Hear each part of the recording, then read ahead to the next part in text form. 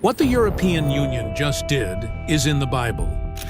What if I told you that something happened on January 1st, 2026? That could be connected to one of the most discussed prophecies in the entire Bible. The European Union just did something that's literally written in Revelation 13. While everyone was distracted by politics and headlines, 21 nations now share one currency, one central bank, and one economic authority. Bulgaria just handed over control of their money to Frankfurt, Germany. Sound familiar? Because 2,000 years ago, the Apostle John saw a vision of a beast with authority over every nation, a system where economic participation requires a mark. The infrastructure for that system just expanded, and most people have no idea what they're witnessing. Here's exactly what happened on January 1st, 2026. Bulgaria officially adopted the euro, becoming the 21st member of the Eurozone. Overnight, every ATM in the country stopped dispensing Bulgarian lev and started dispensing euros. The currency that had been in circulation since 1881 was effectively replaced by a foreign currency controlled by a central bank in another country. But this isn't just about Bulgaria switching money. This is about sovereignty transfer. Bulgaria's central bank no longer controls their monetary policy. They can't set interest rates. They can't print money during a crisis. They can't make independent economic decisions. All of that power now belongs to the European Central Bank in Frankfurt. Think about what just happened.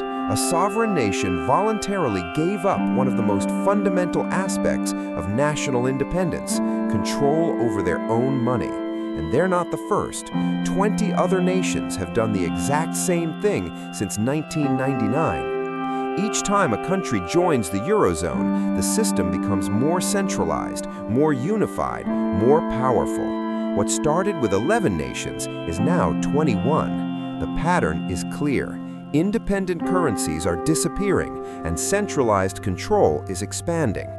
But here's what makes this particularly significant from a biblical perspective.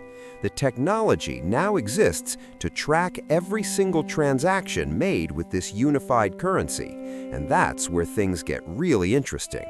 When Bulgaria adopted the euro, they didn't just change their money, they surrendered their economic independence to a foreign authority.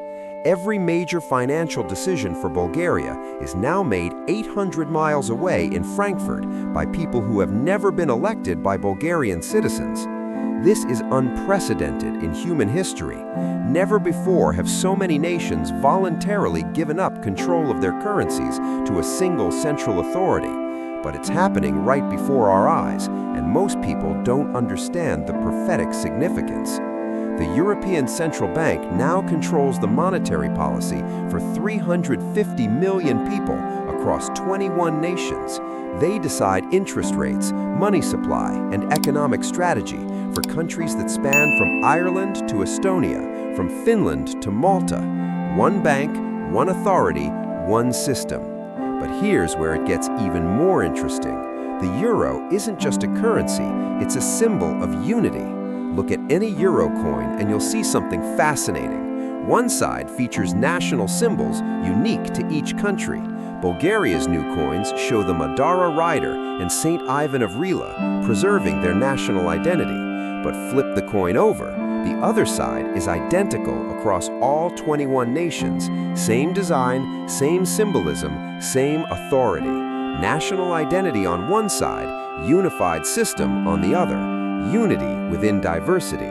Does that phrase sound familiar?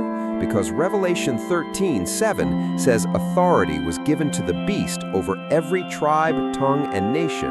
Not the elimination of nations, but their unification under one system, one authority, one system. And the European Central Bank isn't just stopping with physical currency. They're developing something called the digital euro, a fully electronic currency that would enable the tracking and monitoring of every single transaction. No cash, no anonymity, complete transparency to the authorities. Imagine a system where every purchase you make is recorded, every transaction monitored, every euro tracked.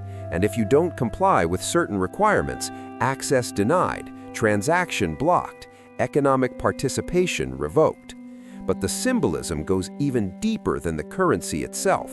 The European Union hasn't just unified currencies, they've chosen symbols that directly mirror biblical prophecy. Outside the Winston Churchill building in Brussels, which houses the European Council, stands a sculpture of a woman riding a bull. This represents Europa, the Greek mythological figure from whom Europe gets its name. But here's what's remarkable. Revelation 17 describes a woman riding a beast, a religious and economic system allied with political power. And the European Union has placed this exact imagery at one of their primary seats of power. Coincidence? It gets more interesting. The European Parliament building in Strasbourg has been compared to the Tower of Babel. In fact, EU promotional materials have explicitly used imagery from the famous Tower of Babel painting. The Genesis account describes humanity attempting to build a tower to reach heaven, unifying in rebellion against God. God's response was to confuse their languages and scatter them across the earth. The EU's unofficial motto, many tongues, one voice, unity despite linguistic diversity, the reversal of Babel, humanity coming together again, but under whose authority? These aren't accidental choices. The symbolism is deliberate, whether the leaders understand the biblical connections or not. When you combine this imagery with the practical reality of economic unification and centralized control, a picture emerges that looks remarkably similar to what John described 2,000 years ago.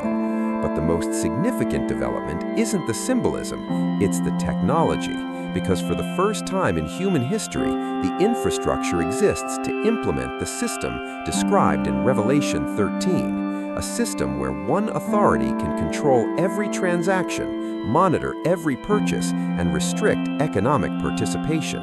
And that technology is being built right now. The European Central Bank isn't just managing physical euros. They're developing a digital euro that would give them unprecedented control over every financial transaction. This isn't cryptocurrency like Bitcoin that operates independently. This is government-issued, government-controlled digital money that could track every purchase you make. Think about what this means. Every time you buy groceries, pay rent, or purchase gas, the transaction would be recorded in a central database. The authorities would know where you shop, what you buy, how much you spend, and when you spend it. Complete financial transparency to them. But it gets more concerning. Digital currencies can be programmed. They can have expiration dates. They can be restricted to certain purchases. They can be turned off entirely. If you don't comply with government requirements, your access to money could be revoked instantly. This isn't theoretical. China already operates a social credit system where citizens are scored based on their behavior. Low scores result in restricted access to transportation, financial services, and internet connectivity. It's a system where compliance is rewarded and dissent is punished economically. And China isn't alone. Over 100 countries are developing or piloting central bank digital currencies. The International Monetary Fund, the World Bank, and the Bank for International Settlements are coordinating these efforts globally. They're promoting financial integration, standardized regulations, and unified responses to economic crises. Why? Because modern economies are interconnected. A crisis in one region affects the entire world. The solution being promoted is greater coordination, greater centralization, greater unity. From a practical standpoint, this makes sense, but from a prophetic standpoint, it's the exact pathway toward the system described in Revelation 13. The technology now exists to implement a mark-based economic system. Biometric identification, facial recognition, blockchain technology, artificial intelligence that can analyze spending patterns and flag non-compliant activity. The infrastructure is being built right now. For 1900 years, Revelation 13 seemed impossible. How could one authority control global commerce? How could a mark be required for every transaction? How could every nation submit to one system? But now we live in an age where those questions have answers. The progression is clear. Independent currencies are being replaced by unified systems. National sovereignty is being transferred to central authorities. Digital tracking is becoming standard. And Bulgaria's adoption of the euro is just the latest step in this process. But to understand where this is heading, we need to look at exactly what the Bible says about this system. Revelation 13 is one of the most detailed prophecies about the end times economic system. The Apostle John, exiled on the island of Patmos, received a vision that has captivated scholars for nearly 2,000 years. And what he saw describes exactly the kind of system we're watching develop today. Revelation 13, verses 1 through 2 says, "Then I stood on the sand of the sea, and I saw a beast rising up out of the sea, having 7 heads and 10 horns, and on his horns 10 crowns, and on his heads a blasphemous name. Now the beast which I saw was like a leopard, his feet were like the feet of a bear, and his mouth like the mouth of a lion." This isn't random imagery. The leopard, bear, and lion represent previous world empires described in Daniel 7, Greece, Medo-Persia, and Babylon. This beast is a composite, incorporating elements of all previous world powers. Many scholars interpret this as a revived form of the Roman Empire, which geographically encompasses modern Europe. But here's the key verse. Revelation 13, verse 7 says, "It was granted to him to make war with the saints and to overcome them, and authority was given him over every tribe, tongue, and nation." Every tribe, every tongue, every nation. This isn't regional power, this is global authority. Now, how does a single entity gain authority over every nation? That's the question we're answering in real time. Through economic integration, currency unification, and technological control systems. But the prophecy gets more specific. Revelation 13, verses 11 through 12, introduces a second beast. "Then I saw another beast coming up out of the earth, and he had 2 horns like a lamb, and spoke like a dragon. And he exercises all the authority of the first beast in his presence, and causes the earth and those who dwell in it to worship the first beast." This second beast, often called the false prophet, acts as an enforcer. But notice what this false prophet does beyond enforcing worship. Verses 16 through 18 reveal something that should capture your attention. He causes all, both small and great, rich and poor, free and slave, to receive a mark on their right hand or on their foreheads, and that no one may buy or sell except one who has the mark or the name of the beast or the number of his name. Read that again slowly. No one may buy or sell except one who has the mark. This is economic control at its absolute peak. Not just taxation, not just regulation, but total restriction of commerce. If you don't have the mark, you cannot participate in the economy. You cannot purchase food. You cannot sell your labor. You are completely cut off from the financial system. For 1900 years, this seemed impossible. How could one authority control every transaction across the entire globe? But now we know. Digital currencies, biometric identification, central banking systems, artificial intelligence monitoring spending patterns. The infrastructure is being built right now. Central bank digital currencies that can track every transaction, social credit systems that can restrict access based on behavior, unified monetary policies that eliminate national sovereignty. The beast system isn't coming, it's being constructed piece by piece, nation by nation, currency by currency. And Bulgaria's adoption of the euro is just the latest step in this process. But to understand where this is heading, we need to look at exactly what the Bible says about this system. For most of human history, the idea of global economic control seemed impossible. Each nation had its own currency, its own central bank, its own monetary policy. Economic systems were independent, sovereign, and separate. But in 1999, something unprecedented happened. 11 European nations did what no countries had ever done before. They voluntarily abandoned their individual currencies and adopted a single currency controlled by a foreign central bank. Germany gave up the Deutsche Mark. France gave up the franc. Italy gave up the lira. These weren't small decisions. These were sovereign nations surrendering one of the fundamental expressions of national independence, control over their money. And since 1999, that number has steadily grown. First 12 nations, then 13, then 15, 17, 19, 20, and now 21 nations share one currency managed by one central authority. The pattern is clear. Independent currencies are disappearing. National sovereignty is being transferred. Centralized control is expanding. And each expansion brings the system closer to the global authority described in Revelation 13. But this isn't just about Europe. The same pattern is emerging worldwide. The International Monetary Fund coordinates monetary policy across borders. The Bank for International Settlements standardizes banking regulations globally. Central bank digital currencies are being developed in over 100 countries. What we're witnessing is the systematic construction of a unified global financial system, not through conquest or force, but through voluntary participation. Nations are choosing to join because of the economic benefits: easier trade, stronger currencies, reduced transaction costs. But with each nation that joins, the system becomes more centralized, more powerful, more capable of controlling economic participation.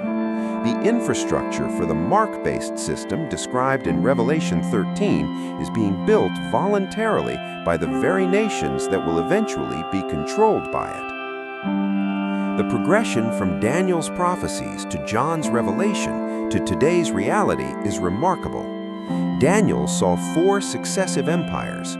John saw a composite beast incorporating all previous empires. And we're watching that composite system emerge through economic integration and technological advancement.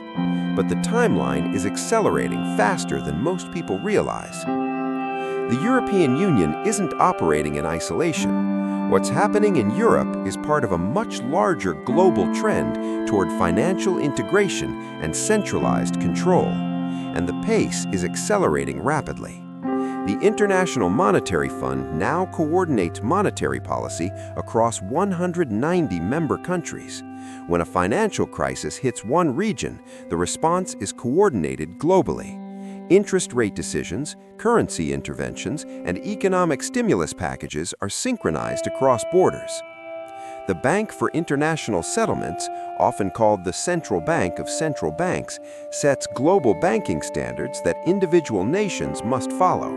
National banking regulations are being standardized worldwide. Independent monetary policy is becoming increasingly difficult. But here's what's really significant. Central bank digital currencies aren't just being developed in Europe. China has already launched their digital yuan. The Federal Reserve is researching a digital dollar. Over 100 countries are in various stages of CBDC development. These aren't independent projects. They're being coordinated through international organizations to ensure compatibility and interoperability. The goal is a seamless global financial system where transactions can be tracked and controlled across all borders. The technology exists, the coordination is happening, the infrastructure is being built, and each nation that joins makes the system more powerful and more comprehensive. Bulgaria's adoption of the euro might seem like a small step, but it's part of a much larger pattern. 21 European nations now share one currency. Over 100 nations are developing digital currencies. Global financial institutions are coordinating policy worldwide. The system described in Revelation 13, where one authority has the power to permit or deny economic participation, is no longer theoretical.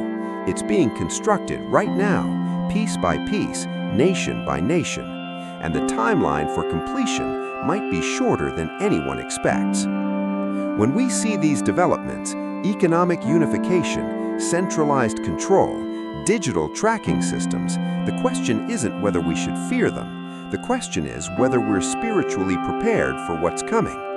Jesus said in Matthew 24:36, "But of that day and hour no one knows, not even the angels of heaven, but my Father only." We don't know the exact timeline. We don't know when these prophesied events will fully unfold. But Luke 21:28 tells us, "Now when these things begin to happen, look up and lift up your heads, because your redemption draws near."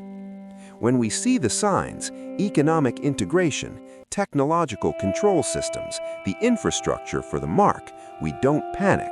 We recognize them as confirmation that God's prophetic word is true. The point of studying prophecy isn't to create fear. It's to understand the times we're living in and to be spiritually ready. Because if we understand what's coming, we can respond with faith instead of fear. But there's something else you need to know about what's happening next. Bulgaria's adoption of the euro on January 1st, 2026 wasn't just a currency change. It was another piece falling into place in a system that looks exactly like what the Bible warned would come. 21 nations now share one currency, one central bank, one economic authority.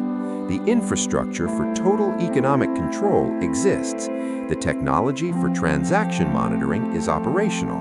The precedent for surrendering monetary sovereignty is established. And this is just the beginning, because what's happening in Europe is spreading globally, and the timeline is accelerating faster than most people realize. The question isn't if this system will be completed. The question is, how much time is left?